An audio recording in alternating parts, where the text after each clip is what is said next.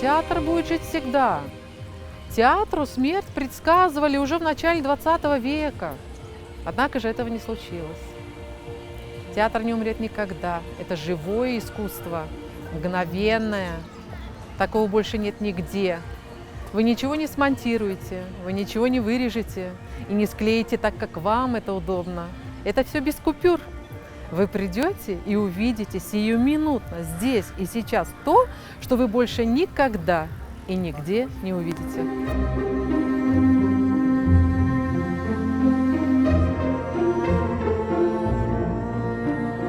Но если это не интересно людям, зачем нужен театр, да? А если люди ходят туда, хотят ходить туда, хотят это видеть, хотят общаться, радоваться этому, значит, они могут услышать ответы на какие-то свои вопросы. В театре можно увидеть такие сложные ситуации, разрешение которых подчас, пожалуй, невозможно. И кто-то для себя это разрешение может углядеть.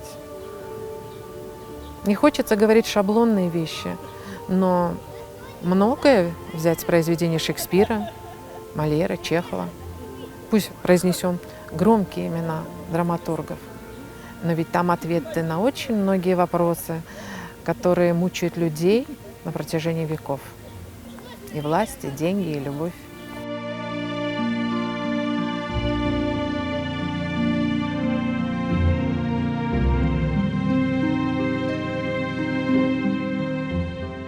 Я закончила институт, приехала в Крым. Пока я получала диплом, первый конкурс театра уже состоялся, я на него не успела. Год там тут поработала. И пришла на второй конкурс. Ну, честно говоря, не скажу, что я безумно горела желанием. Это больше настояли родители. Меня привели почти за руку, 18-летнюю девицу, 19-летнюю. Огромная комиссия. Я прочитала стихотворение Шакир Селима «Бахчисарай». Начала читать басню, мне сказали: спасибо, достаточно. Проза. Начала читать прозу, сказали: достаточно. Что еще можете станцевать? Я говорю: да. Все, спасибо, до свидания. Толком-то я, по-моему, себя и не показала, как мне сейчас кажется. Я не знаю, как меня взяли в театр. Ну, может быть, сослужила хорошую службу то, что я знала родной язык. А может быть, Шакир Селим. После этого я стала его самой верной поклонницей, этого гениального человека, талантливейшего поэта. И очень много стихов его читаю по жизни. Может быть, его стихотворение стало для меня тем проходным билетом в коллектив.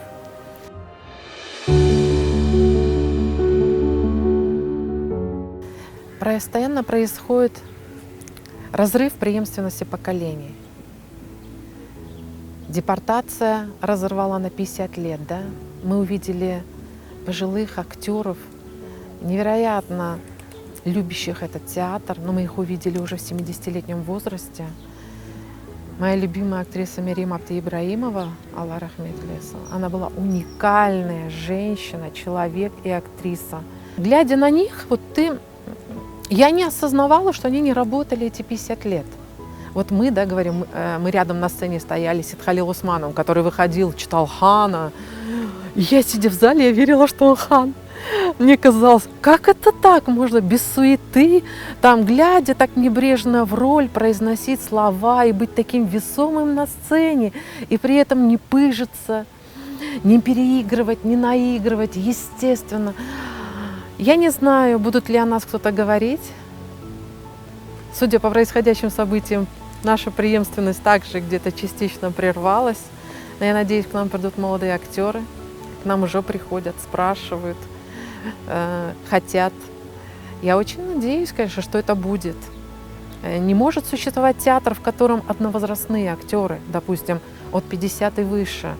В театре всегда должны быть молодые, средние, пожилые актеры. Но это закон театра.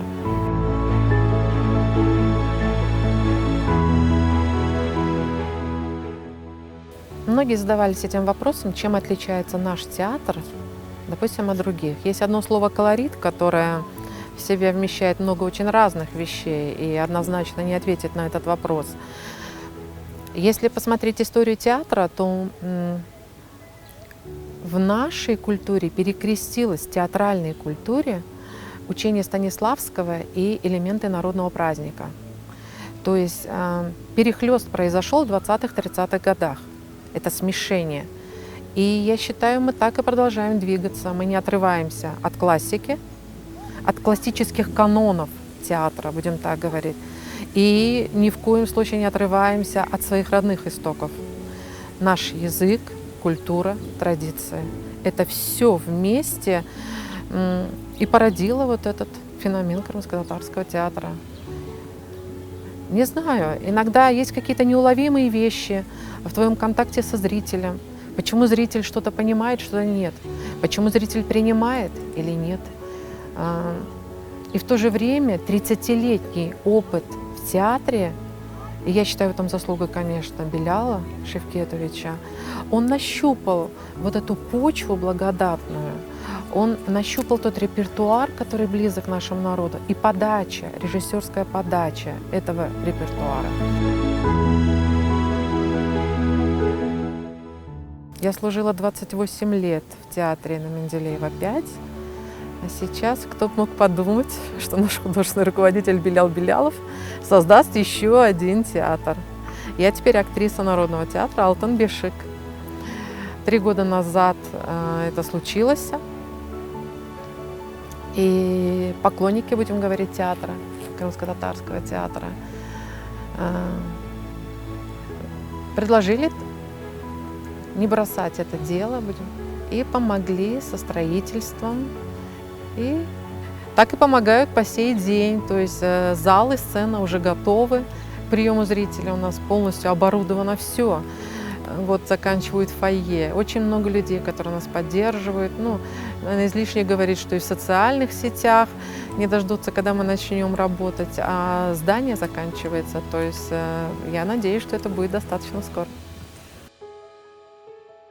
После того, как мы ушли из театра, мнение людей разделилось, мягко говоря, надвое. Кто-то поддержал, а кто-то сказал, вы оставили народ без театра. Не могу не согласиться ни с теми, ни с другими.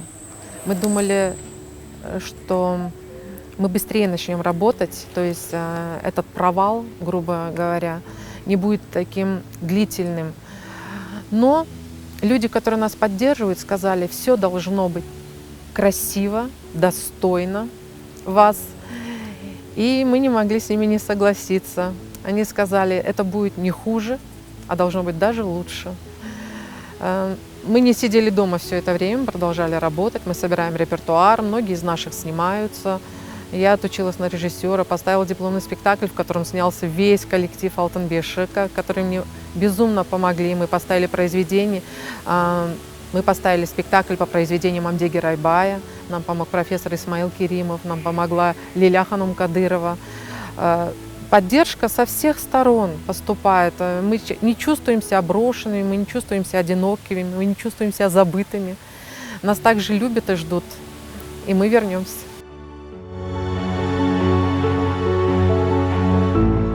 У меня замечательная семья была.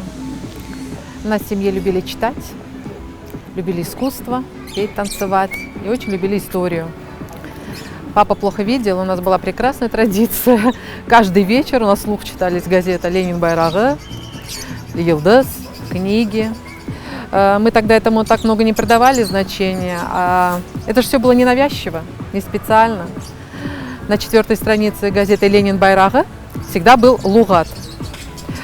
И все лугаты мама собирала. Этими словами из лугата пытались пользоваться, вводить их в свой обиход. Но, как всегда, все было легко и не специально. Спустя годы я поняла пользу этих вечерних чтений, этого общения. К сожалению, нет родителей, а во всем остальном я счастливый человек. Есть любимая профессия, работа. Есть семья. Жизнь прошла не бессмысленно. Есть прекрасный сын, который уже взрослый. В принципе, зрители все знают обо мне. Когда-то мы начинали с этого, когда ребенок был маленький, ему уже 22 года. По моим стопам, естественно, он не пошел, и я рада, что не пошел, потому что это очень тяжелая профессия, сложная, зависимая. У него свой путь. И я надеюсь, что он найдет себя. А я счастлива тем, что он есть. Я всегда мечтала, чтобы у меня был такой сын.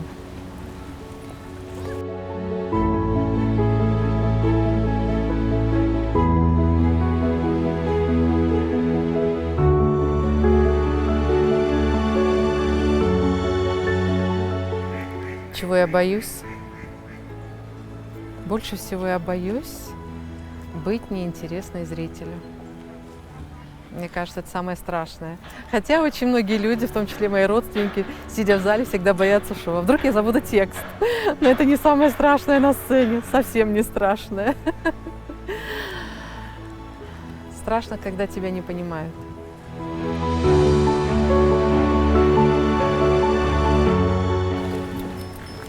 Хотелось бы выйти на сцену, увидеть глаза зрителя, услышать их дыхание. Простое желание, на мой взгляд. Но не знаю, сбудется или нет.